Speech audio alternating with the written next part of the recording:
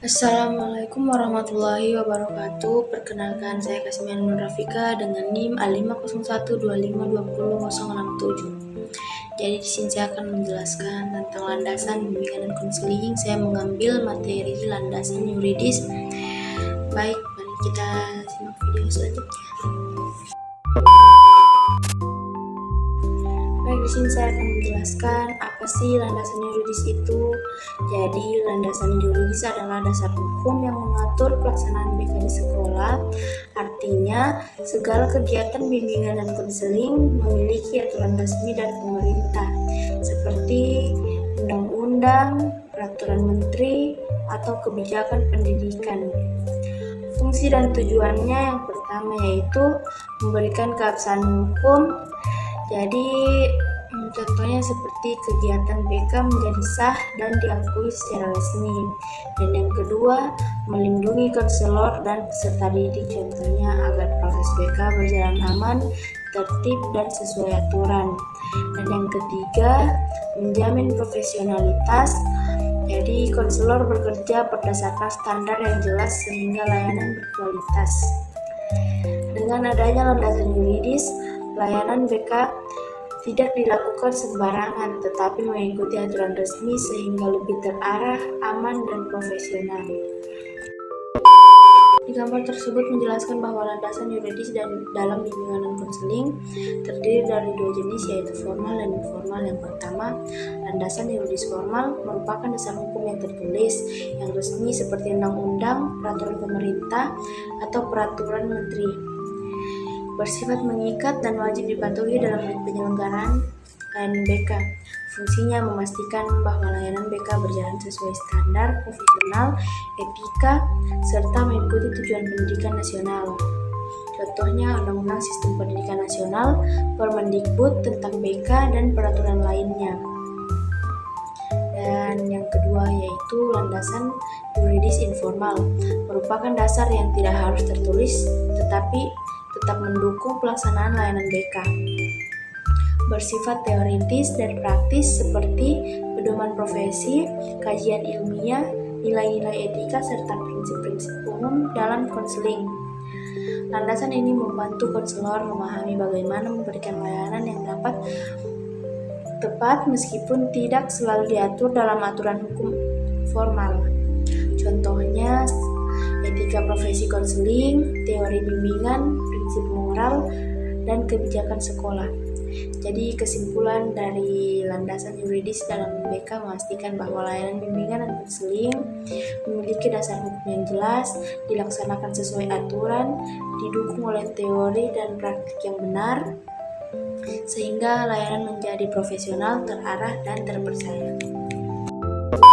Berikut penjelasan dari isi gambar tersebut mengenai pengaruh landasan yuridis terhadap tiga aspek penting perkembangan peserta didik. Yang pertama yaitu kecerdasan. Landasan yuridis menjamin bahwa setiap peserta didik memiliki hak untuk mendapatkan pendidikan yang layak. Melalui aturan hukum, sekolah wajib memberikan layanan yang mendukung perkembangan kemampuan berpikir, intelektual, dan akademik secara optimal. Artinya, peserta didik dilindungi agar dapat belajar dengan baik tanpa diskriminasi. Dan yang kedua yaitu ada potensi. Landasan yuridis juga memastikan bahwa setiap siswa mempunyai kesempatan yang sama untuk mengembangkan bakat, minat, dan potensinya. Aturan hukum menegaskan bahwa layanan pendidikan termasuk bimbingan dan konseling harus membantu siswa mengenali potensi diri serta mengembangkannya secara adil dan merata tanpa pilih kasih. Dan yang ketiga yaitu kepribadian.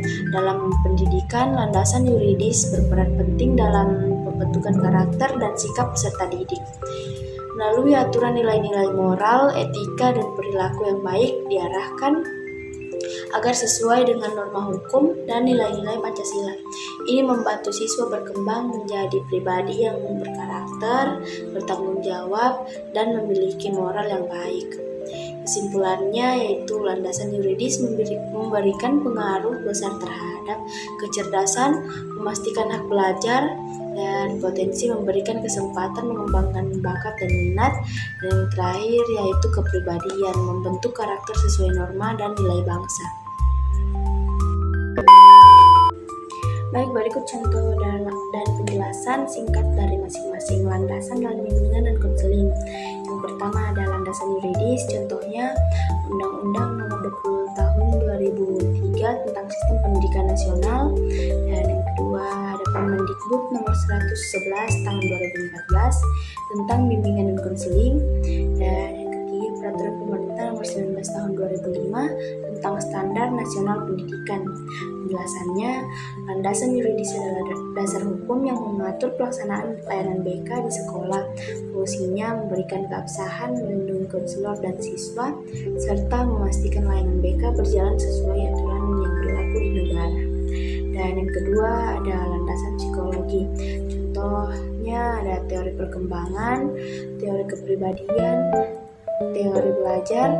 Dan penjelasannya, landasan psikologi adalah dasar yang bersumber dari ilmu psikologi, digunakan untuk memahami perilaku, emosi, kepribadian, serta kebutuhan peserta didik.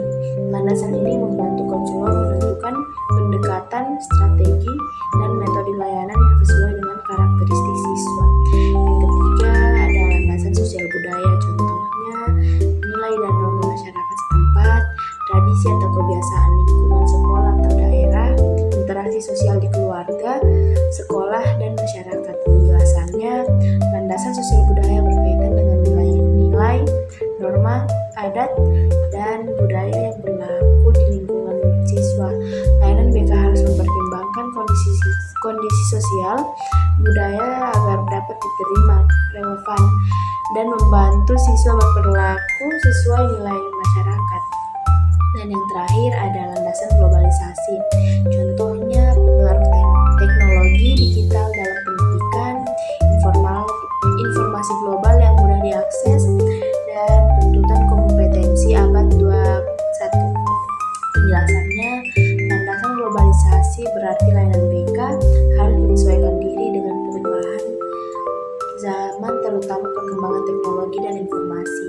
BK membantu siswa menghadapi tantangan global seperti penggunaan teknologi yang sehat, persaingan dunia kerja, serta keterampilan abad 21. Baik, kesimpulan dari landasan yuridis adalah landasan yuridis dalam bimbingan dan konseling merupakan dasar hukum yang menjadi acuan dan pedoman dalam pelaksanaan kegiatan bimbingan dan konseling. Pengertian landasan yuridis menegaskan pentingnya keberadaan aturan hukum yang mengatur hak, kewajiban, serta tanggung jawab konselor dan konseling agar proses bimbingan dan konseling berjalan secara profesional dan sesuai norma hukum yang berlaku. Sekian.